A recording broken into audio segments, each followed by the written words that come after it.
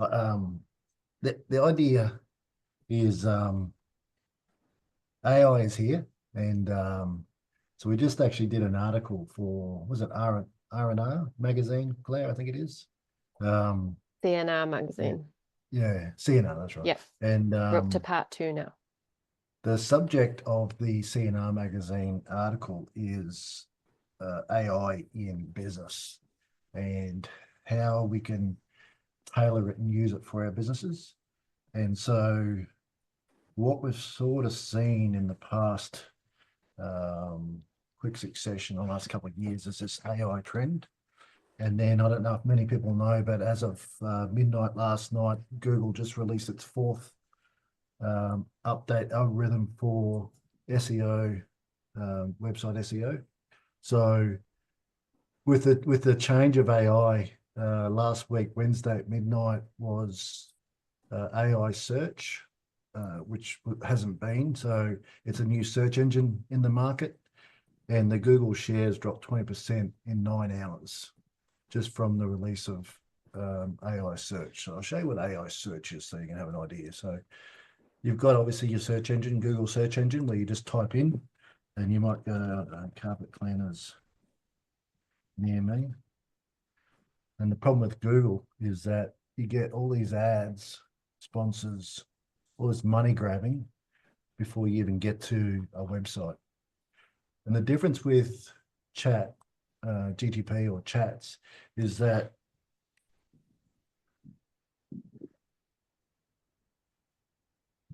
you can actually now go to this little thing here called the web, this little tab. This launched, oh, I don't know if it's in Australia yet, but it is coming. And it searches the web now. And it goes, actually, it just goes straight to cleaners straight away.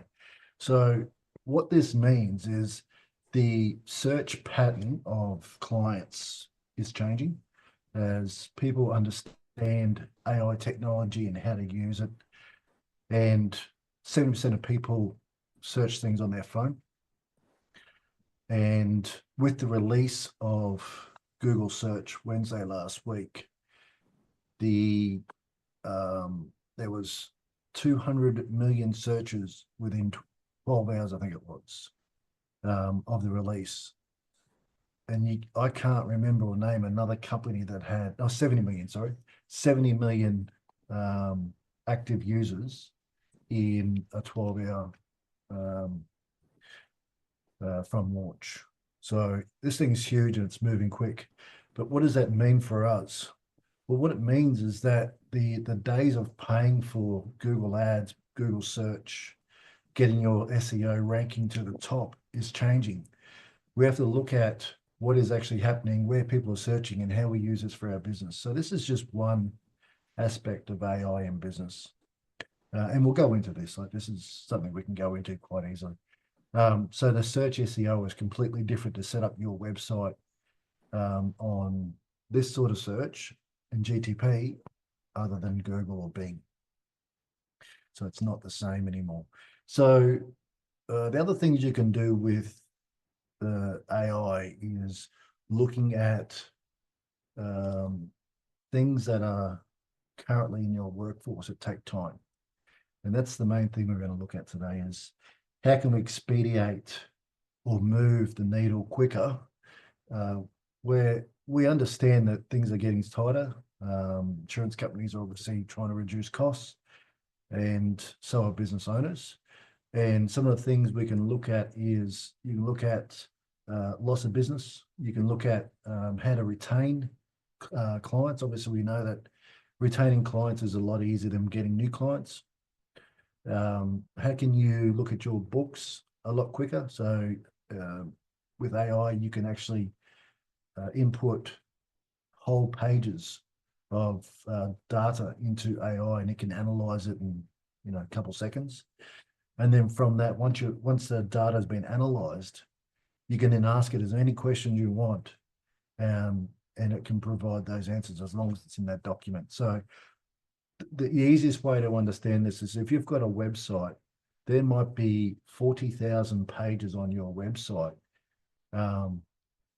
and 1,200 of them might have images. And if Google's trying to find images on your website, so someone's searching for an image on your website, it's got to go through 40 odd thousand pages to get to 1,200. So it's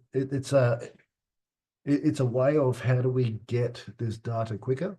And this is where the search engines come in, and how do we use this for our advantage. So currently at the moment, Perplexity, which is this one here, so perplexity.ai, is the only one that gives real-time data. So you can write something in here, and if it happened today, it will come up today. Where the other ones are still weeks or months behind on their data. So they've collaborated data from a source, piled it up, and then it grabs it from that data bank. So it's a little bit behind. So if you want real data source current in the market today, that's where you use Perplexity. Each of these models have their positives and negatives. There's also one called Claude, Anthropic by Claude. And this one seems to have a better algorithm to deep dive or understand the application better. So if you want more accurate data or clearer data, you'd use Claude. If you wanted current data, you'd use Perplexity. But if you want agility, you'd use ChatGPT. So they all have different pros and cons and how they work. Now, all these models are limited. It's large language models should be called limited language models, because it's like if you've got a book, let's say that book's 45 pages or 46 pages deep. Once you fill those pages up, you can't add any more. And so what happens is you get these prompts, they're called characters, and you get so many characters that fit in your book. And if you have to add more or try to retrieve more, it has to remove something from that book or one of those pages to add or capture that data. And that's where these models sort of are limited right now. So if you were to open up a ChatGPT model, let's say we just open one up. Oops, where are we? This one.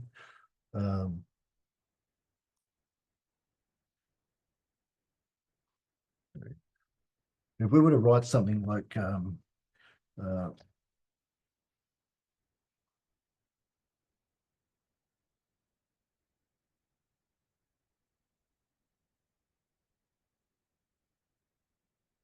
we could ask it to write some code for us. So it's going to ask us HTML.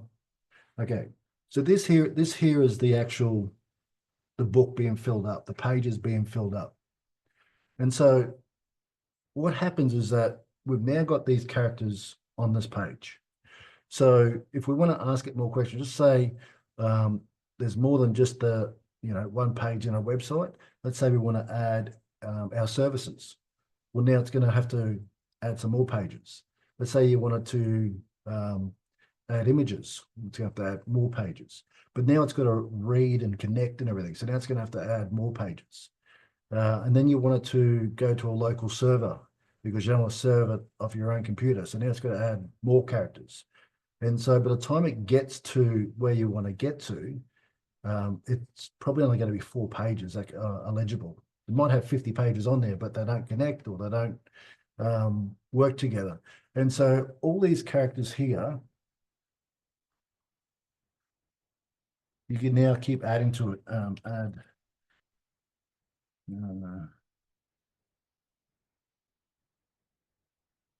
it's just going to keep adding more code. And then you keep adding and adding and adding. Okay, so that's the part that I need to get clear on these models. It'll work in a second. And so what I'm saying is, if let's say you're using it in your office and you have somebody put a document attach a document to it, and then you ask it to take the data off that document. What it's going to do is it's going to start off good. It's going to start off really good.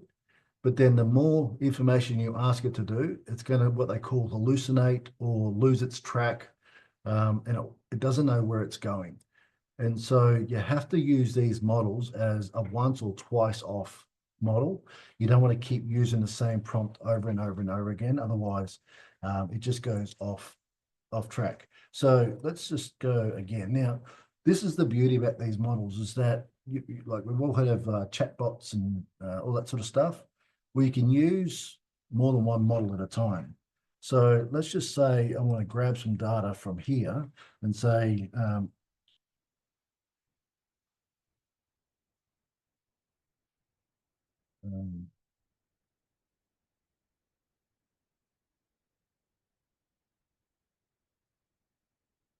let's just get some data from here.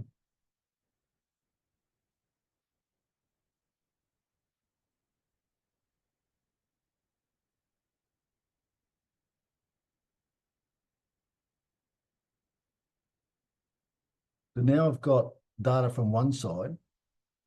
I can open up another chat and say,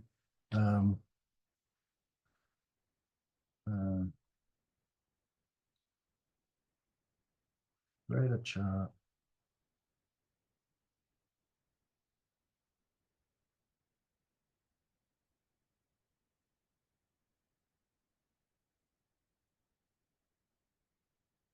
And now I can go and grab this data here, copy this.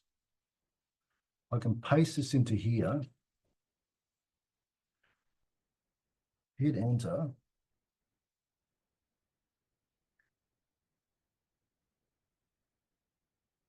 Hey, what's going on in create visual data? So this one. And now I can go back and forth from one to another. And I can start using the systems as bots. So instead of trying to jam one, I can have 2, 3, 4 open. And as long as you keep track of where you are, you can start using these as your AI assistants. So now that it's got this data,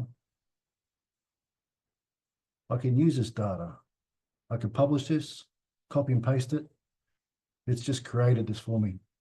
Now, this is important. Let's say you've got a large file. Let's just say you've got a mold report and you want to get some data from it.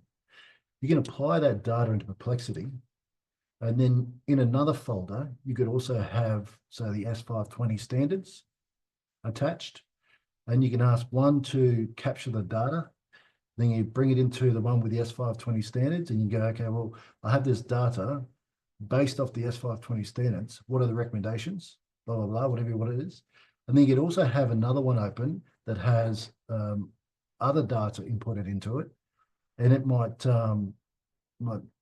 have something else in there that you can, use as well. So instead of trying to use one, overuse one, use them as, single bots that are actually working together for you instead of one. Most people don't understand that side of it. And this is a real key aspect of using these really, really good. So has anyone got any questions yet? Any questions? No? Okay. When you just on that, Phill, when you said Yeah. earlier that it goes into the chats will hallucinate, is there a way to reset or refresh that so it doesn't happen, or how do you know when it's actually doing it? Currently, no, there is not, because it's the parameters are such that it's locked because it's too expensive. So obviously the more code and characters you use, the more expense there is. So they sort of lock it. So the way to get around that is to build your own open parameter. So I know Llama just released 80 million parameter, so it's a large parameter, but again, that still runs out of parameters. Like it's not like just that alone is probably, I don't know, 100 million parameters. I'm sorry, 100,000 parameters, just that simple task. Because what it's got to do is it's got to collaborate. So it's got to read that, it's got to analyze it, it's got to go out and fish that information up from somewhere. And let's just say it gets that data from 30 different sources. Well, it has to read all those sources to capture that data. So they're all characters. So it's using up all that. So currently the only way to get around it is to use build your own individual bots that then you can have your own server have that data, and then you collect that data from your server. So your server becomes the large language model, and then you get that data from there. So currently, no. But saying that, in an hour, there may be, because that's how quick this stuff's changing. So, and how do you know is that when you start like taking this data from one, so let's say you put into Word or something else, and you got to read this stuff because it jumbles up. You'll start noticing that it doesn't make sense, like quite quickly if you start reading it. And but it's really good to start with. Like the first one or two prompts from the original, it's really good, but it does start to hallucinate quickly after that. So it's just a flaw with the system at the moment, but it's because of the cost. So yeah, good question. Good question. And again, I don't know everything there is to know about this stuff either. So like I've been doing this for 18 months, so I know a bit of a deep dive how it works, but I'm not a coder. When I'm coding programs at the moment, I'm using, 3, 4, 5 different platforms every hour. Like I'm changing, so probably 20 minutes, 15, 20 minutes, and I'm changing. So it burns up pretty quick. But yeah, so the other thing you can do, the other thing you can do is you can actually start building your own, they're called GPTs. In most of them, they have this where you actually start putting in your own parameters. So over here, did everyone see how I got there? Sorry, let me just go back here. On the left-hand side, I don't know if you all use this. On the left-hand side, there is these Explore GPTs. So these GPTs have been actually designed by sometimes open source. The company themselves have designed it, but other people have also designed these as well. So collaborating, and then they put them on. So I have my own that I've made myself. So they're on here. And these actually help. These are the prompt generators that actually help keep you on track. So there's one here. I'll just go into this one, census. So what this one is it's actually designed by somebody to have a direct request for census, sorry. And what it's going to do, it's going to read from articles backed by academic papers and scientific literature. So it's going to get that data from those places instead of just anywhere on the internet. It's actually going to get the data from those places. So those places could be Google Scholar. They could be, Harvard University, the papers that they release. It could be science papers, university papers. It could be WikiLeaks. Sorry, not WikiLeaks. Wikipedia. Wikipedia is a really good source. Yeah, there's a lot of those that have open source data that you can actually get the data from. But if you want to make your own, under this Explorer GPT, up here on the right-hand side, you can actually create your own, and then you can actually give it the parameters that you want.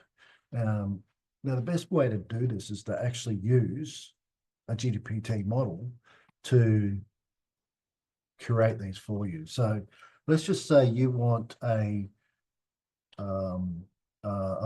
bot that's designed for what do you call it? Why have I got a blank here? Complaints.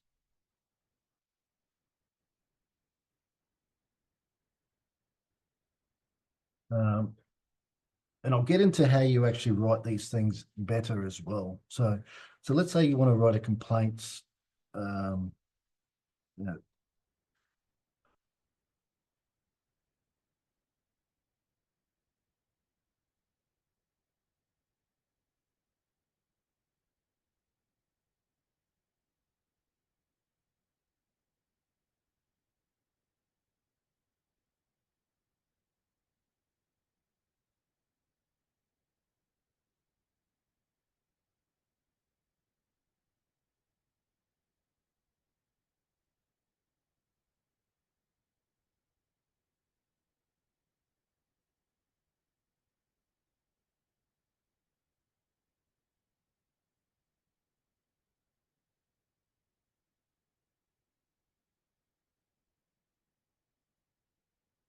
Okay, so just that's for instance. So you're giving it a tone of voice, you're giving it a way of speaking. So, so then once you've got this here, can you imagine how long this would actually take you to come up with this? This might take you 5-10 minutes to actually come up with all these ideas. I don't want to read them because I'm a terrible reader, but all you do is copy this. You put this into your here. Oops. Put this into here, and now it's going to create an actual GPT that you and your team can use. And it's going to give you some starting points. Would you like to call GTP customer complaints? Or yeah, that'll do. That's a great name.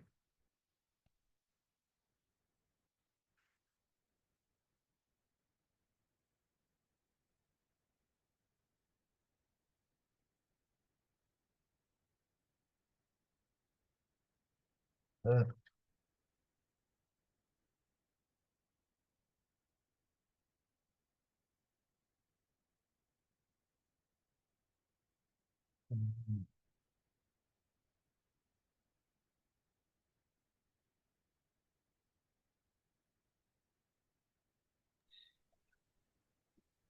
With, if I can ask a question, Phil, with Yeah. when it's doing that, will that response start to get distorted down the track, or is that something different again?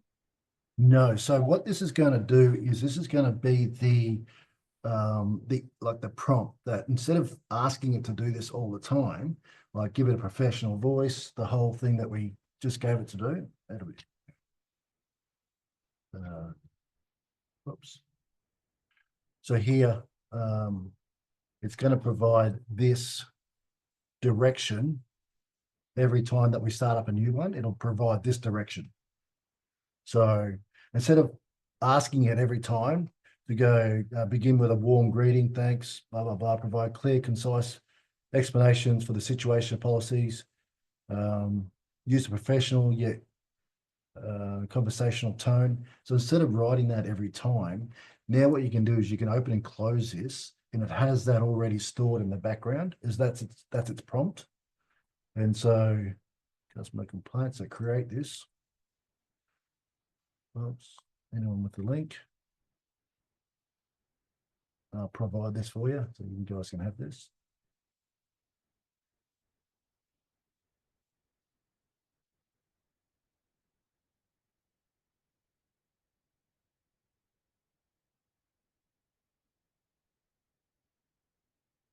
I'll put this in the show notes. How do we do this? Oops.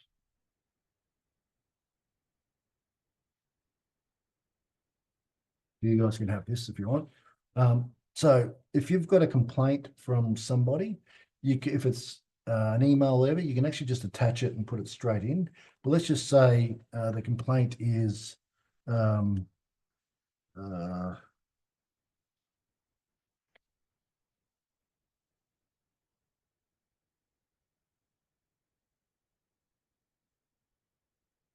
let's just say it was that. Okay, how would you like to respond to the customer? Help me address this customer's issue. We can tick one of these and it's actually going to just go like this.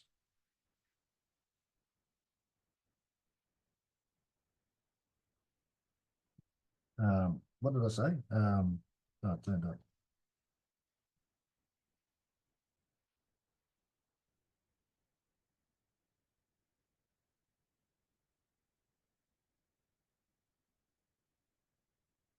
And what this does is it gives it into a consistent type of response. Thank you for taking the share the feedback. Sincerely apologise for the inconvenience caused by later communication. We understand how frustrating it is without updating experience, and we aim to provide. So that will constantly be there. So all we do then is we go over to our GTPs, my GTPs, we pick that up, and then I just write a new complaint in. And instead of like leaving it open or trying to remember all that, it's now stuck in my ChatGTP folder. I can go straight to my GTPs, open this one up, and that's that for complaints. Now I can have 100 of these in there. for different aspects of my business. So if I want to know the numbers of whatever accounting system, you can have that set up in there, copy a CSV straight into there, just directly copy it straight into there, and then just ask it a question, and it'll provide that every single time for you. So what it's not doing is it's not repeating the same thing on one page. I close this, I open it. I close it, I open it, and it's now fresh every single time, giving me the right response every single time. So it's not hallucinating. It's not doing anything other than providing the right information every single time with the directions that I've already given it in the background. So these are called Explore GPT. So you can make as many of these as you want. That's a really good way to use this platform. And they all have them.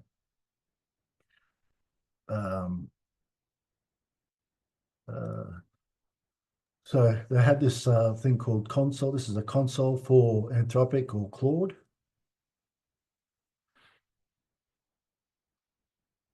And you can write, if you like this one, you can do the same thing in here as well.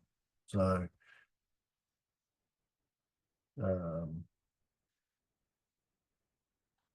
there's also ones that are already created. Here we go, email extractor. So there's a heap of these already in there. Spreadsheet score, there it is. Okay. I'm going to give you an idea of what I have already, and it's free for anybody. It's a free site.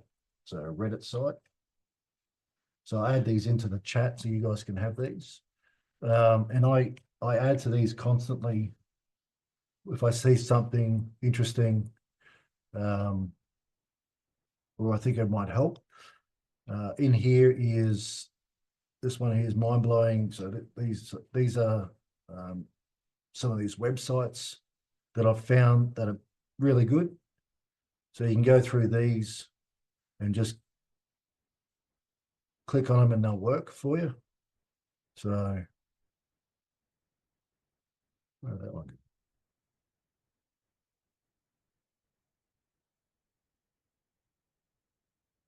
Google Trends.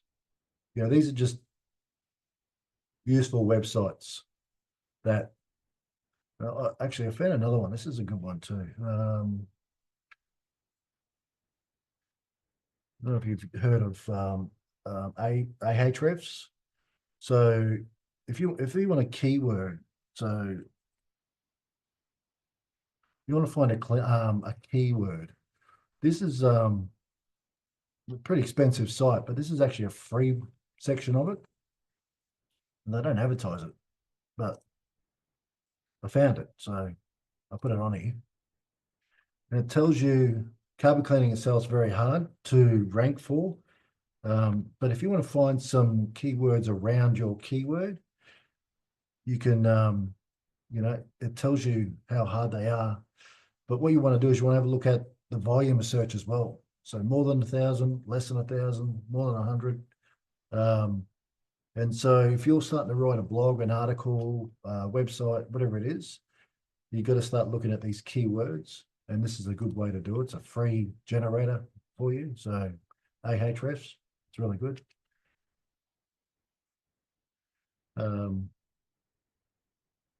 Yeah, so that's this one. And then there's also in here,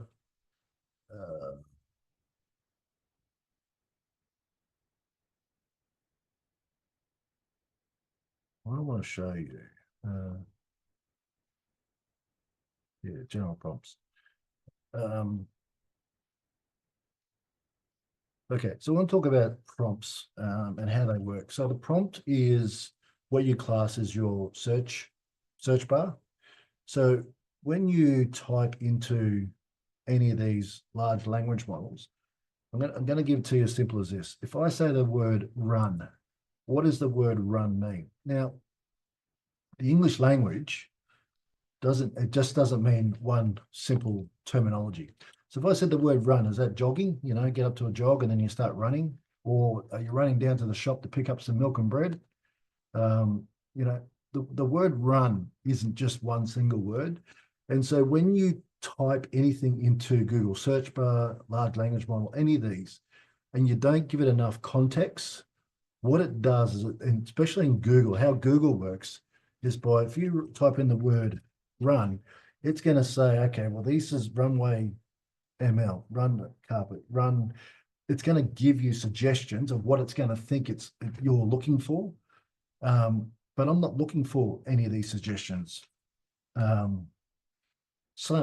Am I looking for sunroom? No, I'm looking for sun color in the morning at 6 o'clock. And so what you got to do is you got to provide enough information for these large language models to start gathering the right information. And the good thing about these large language models is that the more you can engineer your prompt, the better it is. And this is where using these models in conjunction with each other starts. I'm just going to start up with 3. I've got 3 new GDPs open. And I'm going to start building a prompt that's going to get better and better and better. So I can get to an actual endpoint a lot quicker than what I would if I was just searching the web by myself. So any topic at all, someone give me a topic and we'll start trying to build something around that. Anyone like cars? I don't I don't know about cars, but people probably know a bit about cars. So let's do cars. So I'm going to start creating a prompt that centers around, cars. Can you assist me to create the best prompt for this subject? You don't even have to know how to spell with large language models either. It'll just pick it up for you. So that's going to give me 2 responses. It doesn't do this all the time. It does do this sometimes. But what it's going to do, it's going to start asking you questions. It's going to be your assistant of where you lack this knowledge or whatever it is. In Google, it's very hard to find the end of the product that you're actually looking for. And so with GDP models, it becomes a lot easier because it actually asks you questions to get to what you're actually intended to get get the best result for you. So you have to understand how this stuff works also, is that if there's all the information in the world, how does it get to exactly what you need? And they're called nodes. So these nodes are out there, and how Google and all these search engines, they put these nodes into connected blocks. So if I talk about, think in your mind of an elephant skipping. So you have a mental image in your mind. Now, elephants and skipping don't go together. So elephants are going to be here, skipping is going to be over here. But let's just say I asked you, what color was that elephant? Okay, it was gray. Okay, cool. It was brown, it was pink, whatever it may be. So all those colors are going to be in one collection. Okay, and so those collection is going to get close to what else is associated with colors. Okay, well, vehicles, clothing, they're all associated with colors. So that might be close to it. It's going to be closer to it than skipping or paper airplanes. You know what I mean? So what you got to do is you got to try and get as close as you can to these nodes together. And that's what prompts work, is that if you can give it enough information in your prompt, it's going to collect a better source of data into one pinpoint is what you're trying to find, the search area. So it's going to pick this one. I don't know why I just picked this one. Now it's going to start asking you more questions. Okay. Educational content about cars, marketing material for car dealerships. Okay, it's going to ask you some questions. Now, this is very important. This is called Lighthouse. I don't know why it's called Lighthouse. It's just called Lighthouse. And what Lighthouse is the single thing that we think about. Let's say we think about a product, any product, it doesn't matter, and we had to sell that product. You might be able to think of 20 things that can associate with that product. But if you have a look at the keywords are something that someone may search. Now, we know about that product and someone else doesn't know about that product, but they're trying to find that product. And so what key search words do is they clump certain words together to try and find that one product that you're trying to sell. And this is what Lighthouse is. Lighthouse, if you can think of 25, the chatbot can think of 100. Okay, and this is the advantage of using chatbots over trying to think of it yourself, is that you get such a multiple more advantage of it using it, its abilities, than you can ever do. So what this is doing is it's asking the question. So the simple question was, I want to find a product about cars, something about cars. I don't know what it was because I don't know anything about cars. But let's just say I want to know different types of carburetors on a 1970s Pontiac. Okay, that's my end goal. Okay, so what part of this do I now have to put in there to get to those details? Okay, so does everyone know 100% about carburetors from 1970 Pontiacs? I mean, like, you know what I mean? So I can write a prompt now going, a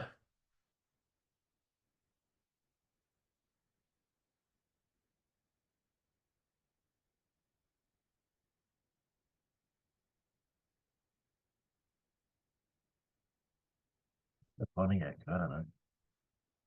That doesn't look right. Pontiac. I don't know.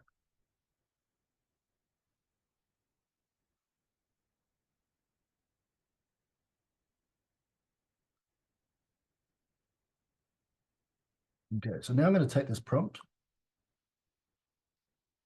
Copy this into another GPT. I'm going to say, please revise this prompt and enhance the prompt.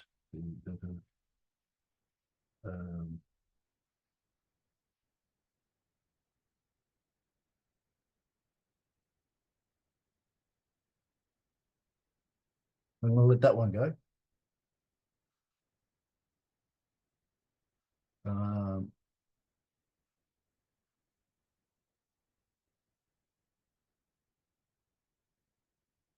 Now I'm going to take this one. I'm going to add it to this one. I had a couple extra questions. It's going to build me another prompt.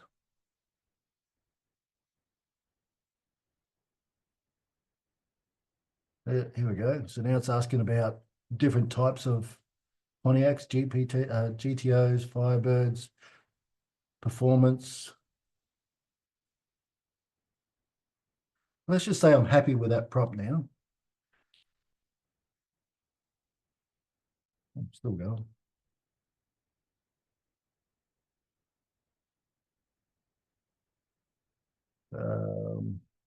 Let's just take this will do.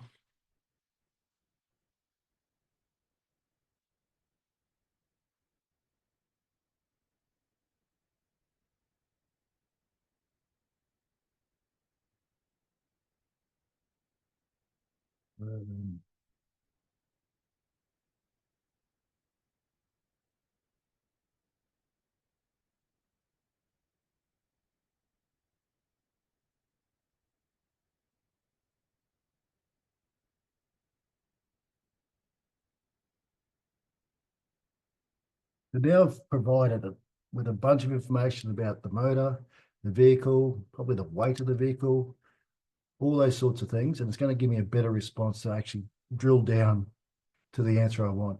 So what I'm trying to get at here is I'm trying to say that the better you can create a prompt, the better you can give it more information. So provide it the details as possible, the better response you're going to get.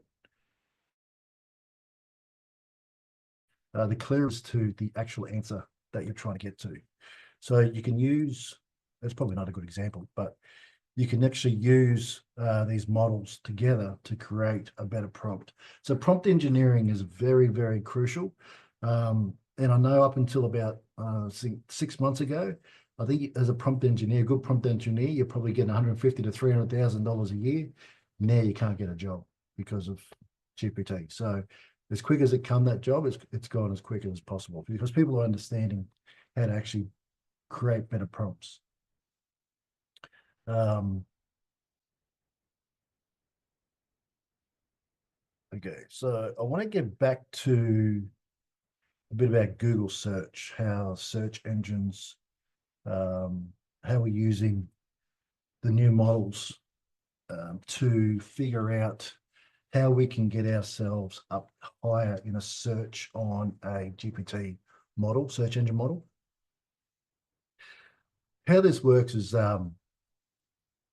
with Google, Google's trying to find the perfect answer to the question that someone's asked. So if someone asks Google, what temperature should I get the stove to cook eggs, medium, whatever, running, and how long does it take? Well, Google's going to go out there and find with the articles exactly the answer to that question. What GTP models do differently is they look at variables outside that single response because we don't know exactly what we want, but we want enough information. We want more information. So what GTP is trying to do is it's trying to provide more information than you get from a single question. And because it's now possible with prompting to give all these additional information about it, but people want a visual now. People want to see graphs. They don't want to just see, 3 minutes at 180 degrees in boiling water. They want to see, graphs of, if you leave it for 3.5 minutes, it'll be, this much. And so what you can do now with GPT is you can actually change the detail of a single response. Because like I was saying with Lighthouse, you might only think 3 or 4 things at once with a single answer. With GTP now, you can actually give it 30 or 40 variations for the same response.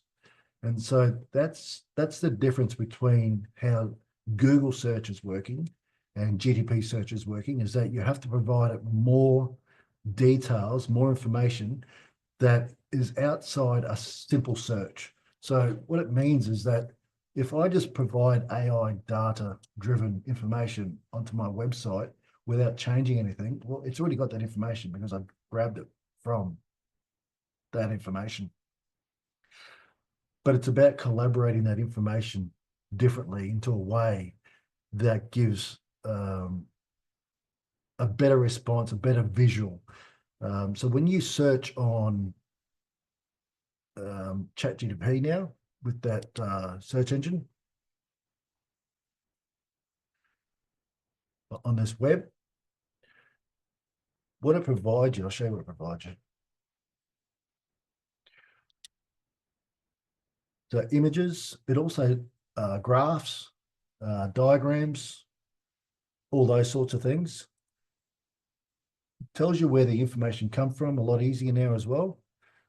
But it's this bit here. It's these parts here that you need to start getting your information out onto the web. And this is what's going to create these your business developing higher rankings. So in Australia, I've done a search in Australia, and for water restoration, Steamatic is #1 all over Australia. Mainly because they have the most information. The website is, it's been out there the longest, and people actually just steal a lot of information straight off Steamatic. If you ever look at other people's websites, a lot of information is stolen straight from Steamatic. And so it just says, okay, well, Steamatic's going to be #1. So how are we going to outrank Steamatic in our areas? And so that's where this prompt engineering is going to come very vital for businesses and how you develop your website. So there's 2 ways you can advertise your business. There's the way that everyone does it, or you can actually become a someone that's actually what do you call it? Authoritative figure. That's the word. You become an authoritative figure in your industry. And that's the way you've got to go. So now you start looking, instead of looking at just posting articles or whatever it is on your social media pages or your website, you've got to start thinking about how can I create content that isn't already out there that is going to be different to everybody else that's actually creating content out there. And so what we did was created, where is it? Is this it? No. Here somewhere. This one here. Created a simple 6-step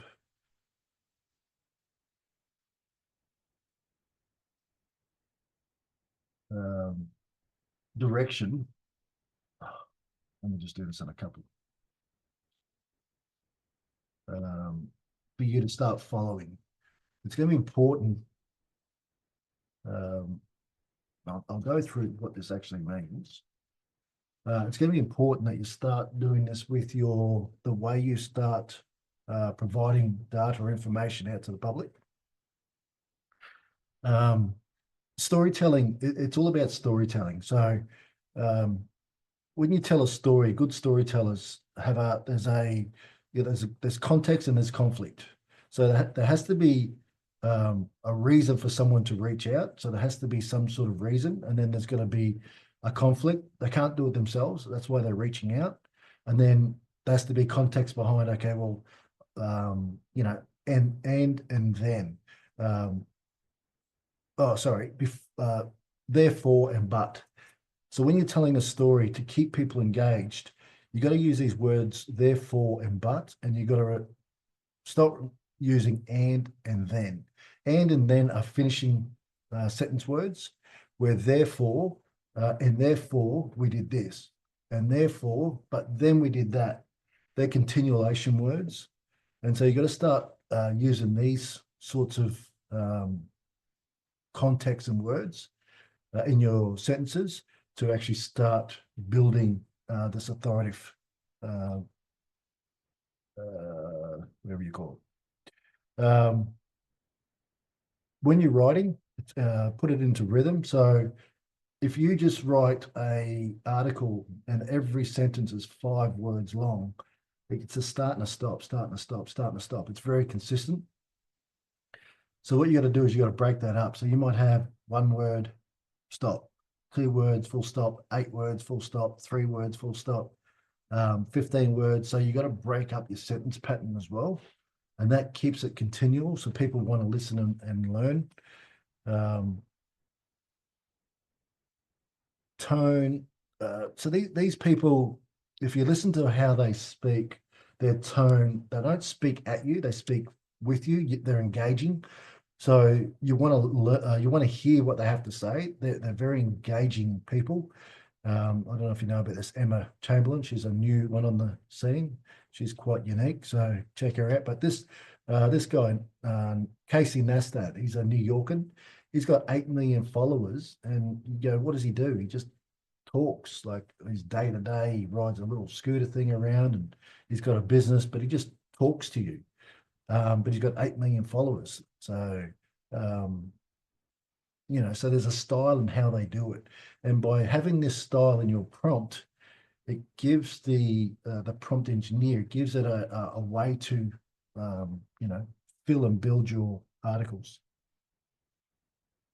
A good way to tell a story, Christopher Nolan says that the first line and the last line should be the same. So the first line should be answered with the last line, and the last line should answer the first line. And so if you ask a question at the end, the question you should ask at the start should relate to that question at the end. And so it gives people a reason to start and finish, so they know they've got the answer. Story lenses. So unique way to tell a story. If you're telling the story the same way as everybody else, you're in a crowd. So how do you get out of that crowd? How do you differentiate yourself between anybody else? So one of the examples that was provided for this was when Taylor Swift went to the Super Bowl, everyone wrote about what she was wearing, she was eating, how her hair looked, that sort of stuff. Where another guy wrote about who you think should be cheering for, and that got a million views. all by itself, where no one else could get even close to 1 million views. So just by thinking outside how people would, everyone else would write about a certain article or how you'd speak about a certain topic, if you can start thinking outside that box and give it more human impact, you'll stand out as well. And obviously you heard about the hook. You got to have a hook. You got to have a reason for why people are coming to read your story or coming to watch a video or whatever it is you're doing to try and attract people. There has to be a hook. And then if you, say if you put a visual to it, so if you put a video or an image just to that article, it's 10 times more likely that people will read it or watch it. So don't just put an article out there with just words. You know, break it up with visuals, and those visuals should also obviously explain quickly what it is that you're trying to say. So if you're talking about strawberries and you've got a guy sitting there with a, you know, with a surfboard in his arm, it doesn't match. And so if you're talking about strawberries, have the guy hit a strawberry and go, oh, and then start talking. So straight away, you know that the subject's about strawberries. It's the same thing when you're writing an article. You know, there's an impact there. So that's copied and pasted into the chat as well. And then so you could take that, create your GTP in your chat GP, you create a GPT with that simply in there, and then you can start writing articles with that straight away. And then just constantly just keep, you know, revolutionize that. You can then take that prompt, that section of the prompt, and you can change it, chuck it into ChatGPT, and you might say, I want it to sound different. I don't like the way that these 3 people sound. I want it to sound a little bit different. So you might have people that you enjoy listening to more. You can add their names in there and take those names out and change the prompt however you want it. But that's sort of the 6 steps of storytelling. So these are all in here. And the other thing too is if you've got any ideas or anything that you think that would help, like this is a free group. It'd be good to get people in there and actually, you know, joining and adding questions, asking questions, or asking for things to be put in there, because if it helps you, it's going to help somebody else as well. So it's just like a little community that we're trying to build. So questions? That's an hour. Anyone got any questions? Have I gone too quick over something? Does someone want to know a little bit more about something else? Everyone's very quiet. It's all pretty clear, Phil. I just found this, openart.ai create, so you can create different types of images as well. So you can also do that in ChatGPT. You can ask GTP to create an image using DALL-E, is their image creator, and then you can put in there whatever image. Blonde head surfer riding a 40-foot wave, realistic.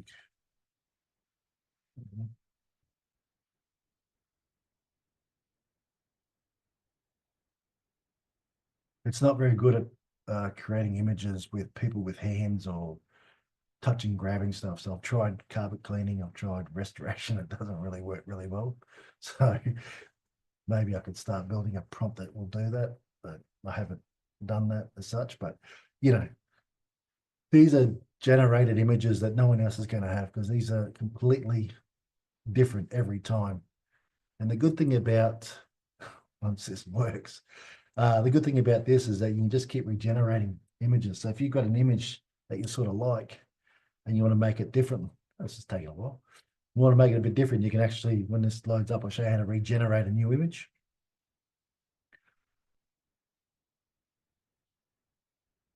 Wow.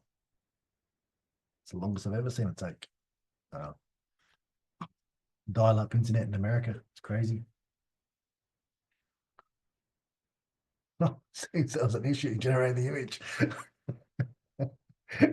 Yeah, welcome to America.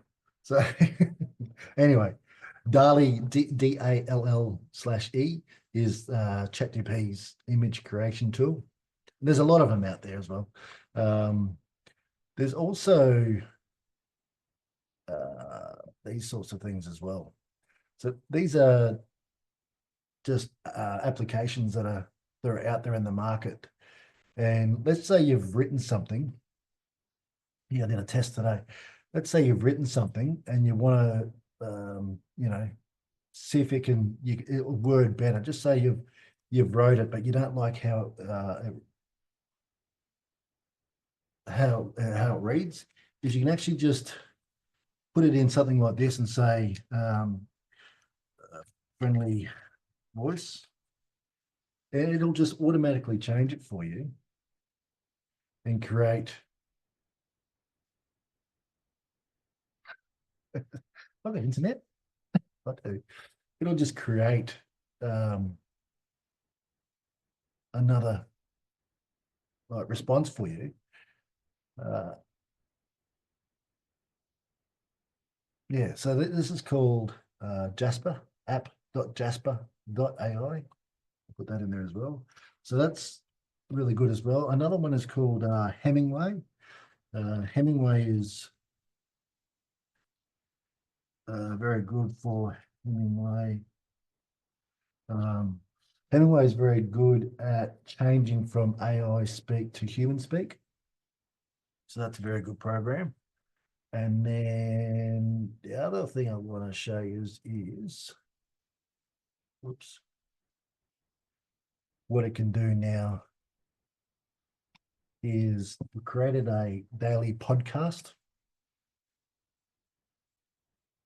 That in here as well. And what I'm doing is I'm actually building a podcast reservoir of any topic that I can think of. And it sounds like, where is it? How do I do this?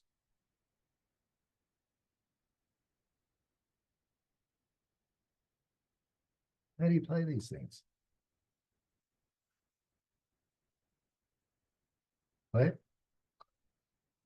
it? Oh. I've never done them from this screen. Oh, right, I know what they are.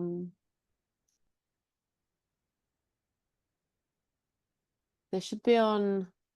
Nah, I've got one. I can get it. So it usually takes you to the main home page, and then they all have their play button Just go to CARSI. It's on the CARSI show. on the CARSI show, On the CARSI side. like the Truman Show.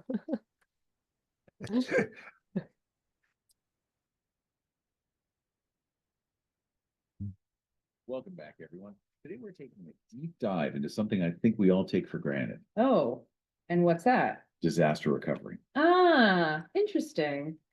I mean, it's not something you think about until you need it, right? Exactly. And that's why we're talking to Disaster Recovery Queensland today. A family-owned business here in Southeast Queensland. I'm really curious to hear what they have to say. Well, the owner, Phill, actually wrote this piece called Behind the Invoice.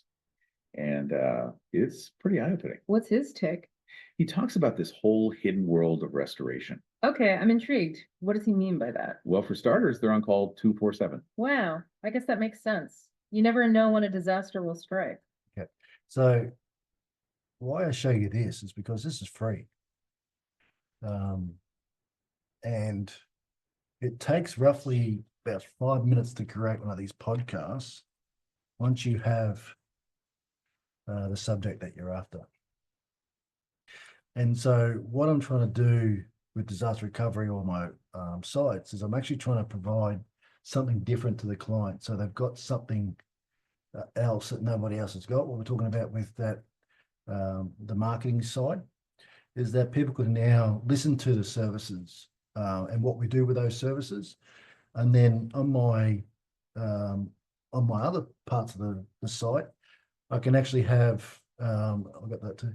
I've got, videos So where you got clients that, turn machines off all the time, well, you could do a podcast, a simple, quickly podcast might go for 5 minutes about the dangers of pulling the cord out or how to turn it off correctly, whatever it is in your business that you can provide to the client that's going to make you different to everybody else. And so at the moment, I've just put these on here in a couple of days, and it just goes into different services that we provide. So the client can just listen to this.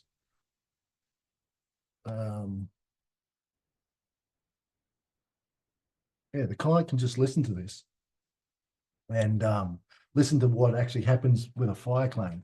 The processes it's got in there, that the chemical distribution of how things change with the burning different types of fires. And it's just a simple podcast. It just goes back. It just answers a lot of questions that people may not understand or have clarity about. And as a technician, when you walk in there, you can simply say, oh, look, this is what we're doing, blah, blah, blah, but they don't remember. But if you provide them something else, an additive that no one else is doing, it just makes you stand out. But that's now information that it's collaborated and it's produced for my website. So I'm building up that back part of my business that's different to everybody else. So anyway, like I think we've covered a lot. I'm going to be just keep adding stuff to the Reddit. Or the general stuff. The general page is more of copy and paste, take it from here. Where the tech stuff is that it's going to help you to build things.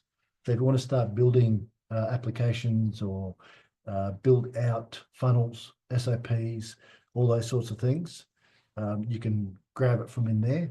And I'll continually, as I get stuff, I'll just continually putting it in there. And it's actually quite good because this one went up 2 days ago and it's had 330 views already. So we're starting to get quite a little notice in the background as well. So anyway, that's sort of my introductory to AI, large language models, questions, answers, like follow-ups. Anyone would like some follow-ups? Anything we can do to help? Anyone can talk. No, all interesting, Phil. Appreciate it. Yeah. So, I hope it helps anyway.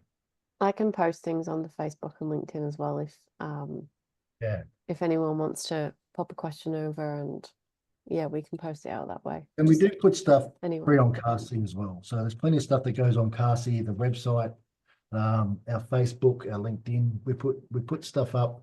We try to put a new course up every week as well. And all the courses aren't, they're not paid for. A lot of the courses are free. I think we put up another 5 free courses this week, was it? There's 7 and they'll be out 7? tomorrow. Yeah, so 7 new free courses. So the podcasts, what we're going to get our guys to do, we had to talk to our guys this morning, yesterday morning, wasn't it? Yeah, yesterday morning. Had a meeting with our guys and gave them access to the podcast. So they just put it on their phone, and then when they're driving around from job to job, they can just listen to a podcast. Instead of listening to music, they can actually listen to a podcast and they actually start learning stuff because it's very good information on there. So I try to do a little bit of research, not a little bit, but a fair bit of research to try for the topic to make sure that the information or the data that's going onto those podcasts is pretty good information. It's can be backed up, and they're different, but they're every day. So every day there's a new podcast. They're somewhere between 7 to 25 minutes, depending on the topic. But yeah, just chuck them on in the vehicle as they're driving around, and you can find it on. I'll put the link on here. Find it on Spotify. I think I just use Spotify. Yeah, I just use Spotify. And you've got the CARSI Media link in the chat too. Yeah, the CARSI Media link will get you there. So, but yeah, I'll just have it on.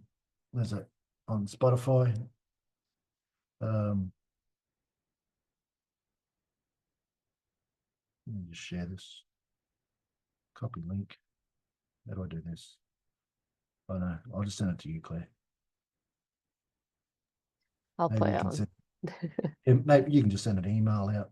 Yep, I can send it to for the people, all the people registries. registered. Yeah. So, so yeah, that's what we're doing. So if no one's got any questions, thank you everybody for coming on. Appreciate your time.